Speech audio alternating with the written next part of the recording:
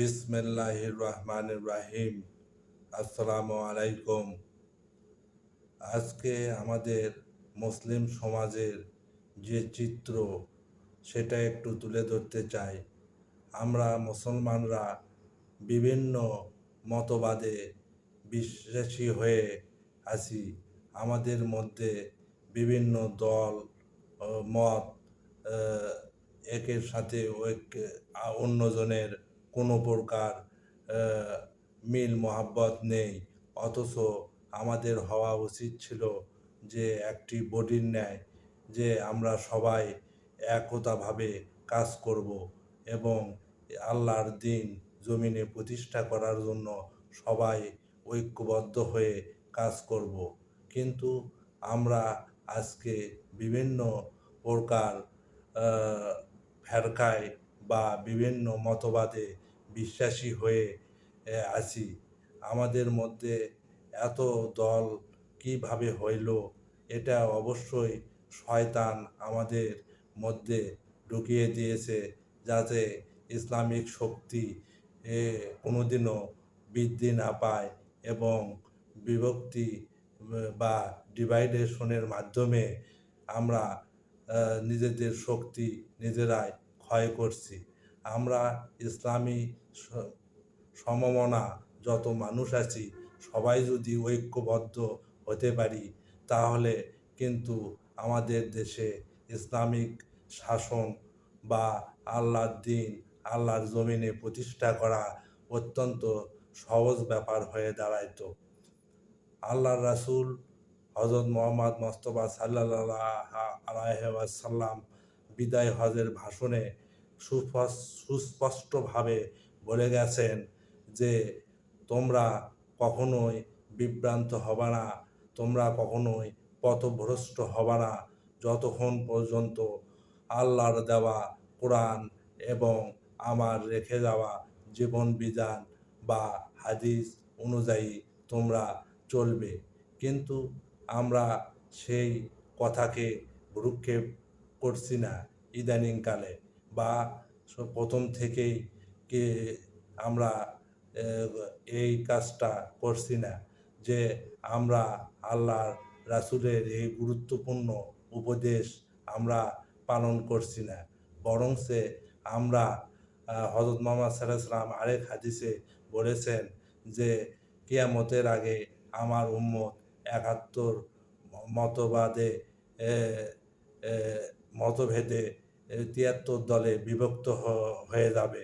তে আমরা এই একটা সাবধানবাণী যে উনি করে গেছেন, সেটার থেকে সাবধানতা না হয়ে আমরা আরও বেশি বেশি দলাদলি করার ক্ষেত্রে প্রতিযোগিতায় নেমেছি।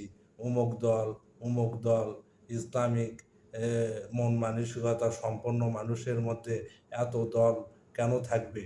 দল তো একটাই থাকা উচিত এবং তার একজন খলিফা থাকা উচিত বা নেতা থাকা উচিত। সেই নেতার নির্দেশে সবাই ঐক্যবদ্ধ হলে ইনশাআল্লাহ ইসলামিক শাসন এই দেশে অ্যাপ্লাই করা কোনো কোনো প্রকার সময় বা দ্বিধা বিভক্তি ছাড়াই প্রতিষ্ঠা করা সম্ভব। কিন্তু আমরা এই শায়েকের সাথে ওই শায়েকের দ্বন্দ্ব, ওর একটা ফতোয়ার সাথে আরেকজনের ফতোয়ার মিললে বা এক একজন এক একভাবে মন গড়াভাবে আমরা সমাজে বিভিন্ন মতবাদ প্রচার করতেছি। কিন্তু আমাদের তো Islam the code of complete life, বা ইসলাম একটি সম্পূর্ণ জীবন বিধান। সেই জীবন বিধানে আমরা সবাই যদি আল্লাহকে রব অনুযায়ী বিশ্বাস করে থাকি, তাহলে তার দেওয়া কোরআনকে আমাদের সর্বপ্রথম ফলো করতে হবে এবং তারপরে আসে সহিহ হাদিস।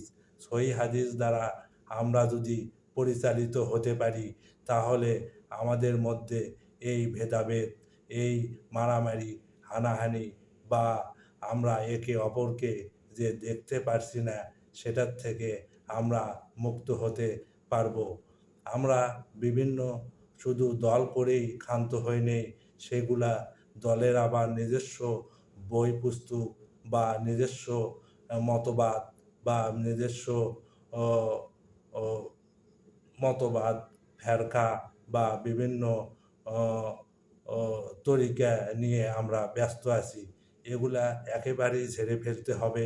আমরা যদি চাই যে আমাদের দেশে ইসলামিক প্রজাতন্ত্র বা ইসলামিক শাসন অ অনুযায়ী দেশ চলুক, এটা যদি আমরা আ পালন করতে চাই, তাহলে আমাদের সব কিছু ফেলে দিয়ে শুধুমাত্র কোরআন এবং সহিহ হাদিসের ওপর আমল করা অত্যন্ত গুরুত্বপূর্ণ কর্তব্য।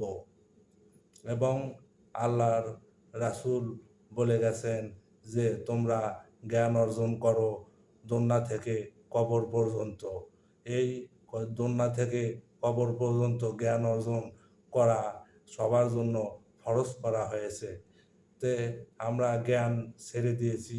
আমরা নিজস্ব মতবাদের উপর ভিত্তি করে আমরা আ অ্যা বিভিন্ন দলে বিভক্ত হয়ে পড়েছি এবং শয়তান সেই বিভক্তিগুলাকে সবার কাছে কি সুন্দর করে উপস্থাপন করছে যে, তুমি ঠিক, আরেকজনকে বলছে তুমি ঠিক, আরেকজনকে বলছে তুমি ঠিক। আমাদের যদি ঐক্য আমরা না ধরে রাখতে পারি, আমরা যদি ঐক্যবদ্ধ না হতে পারি, তাহলে আমরা কোনোদিনও এই বাংলাদেশে ইসলামিক শাসন বা শরিয়া আইন জারি করতে পারবো না। তাহলে দেখেন, আপনারা যদি দেখেন, এটা ইহুদি খ্রিস্টানরা ঠিকই এই বিষয়ের ওপর ঐক্যবদ্ধ হয়েছে। এর একটা উদাহরণ দিতে গেলে বলতে হয় ইউনাইটেড স্টেট অফ আমেরিকা, যেখানে 50টা অঙ্গরাজ্য, মানে ছোট ছোট 50টা দেশ এক জায়গায় মিলিত হয়ে তারা আজকে ইসলামের এই জিনিসটা নিজেদের মধ্যে অ্যাপ্লাই করার ফলে তারা আজ বিশ্বের সুপার পাওয়ারে পরিণত হয়েছে। তাই আমাদের এই ভেদাভেদ বা আমাদের এই বিভক্তি থেকে মুক্তি নিয়ে আমরা সবাই যদি ঐক্যবদ্ধ হই, তাহলে ইনশাআল্লাহ দেশে ইসলামিক শাসন প্রতিষ্ঠা করা সম্ভব। আসসালামু আলাইকুম। আল্লাহ হাফেজ।